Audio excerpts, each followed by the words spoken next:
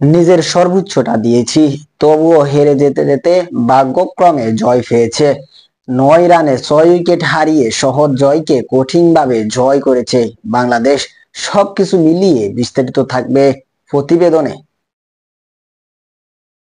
ওপেনিংয়ে তানজিদ হাসান তামিম ও পারভেজ হোসেন ইমন জোড়া হাফ সেঞ্চুরিতে আফগানদের প্রথম ম্যাচে 4 উইকেটে পরাজিত করে 3 ম্যাচ টি-20 সিরিজে এগিয়ে গেল বাংলাদেশ। সংযুক্ত আরব আমিরাতে শাহজাদ ক্রিকেট স্টেডিয়ামে প্রথম ম্যাচে ব্যাট করে আফগান 9 উইকেট হারিয়ে 151 রান সংরক্ষণ করেছেন। জবাবে তামিম ও ইমনের ব্যাটে ভর করে বাংলাদেশ 18 ওভার 4 বলে 6 উইকেট হারিয়ে 53 রান সংরক্ষণ করেন।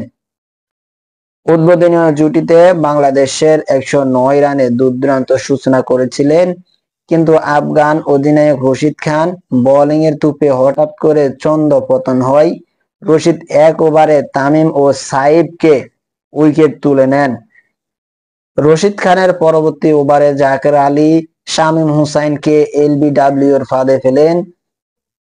তখন বাংলাদেশের স্কোয়াডে দাঁড়ায় 6 উইকেট হারিয়ে 118 রান।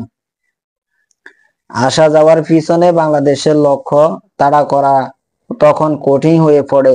শেষ পর্যন্ত নুরুল হাসান সোহান 13 বলে অপরাজিত 23 রানে সুবাদে বাংলাদেশ জয় নিশ্চিত করেন। সোহানের সহযোগিতায় করেছেন রিশাদ হোসেন। 9 বলে 14 রানে রিশাদ অপরাজিত ছিলেন। এর আগে টসে জিতে ব্যাটিং থেকে বাংলাদেশ বোলারদের তুপে আফগান ইনিংস সমৃদ্ধ হয়নি।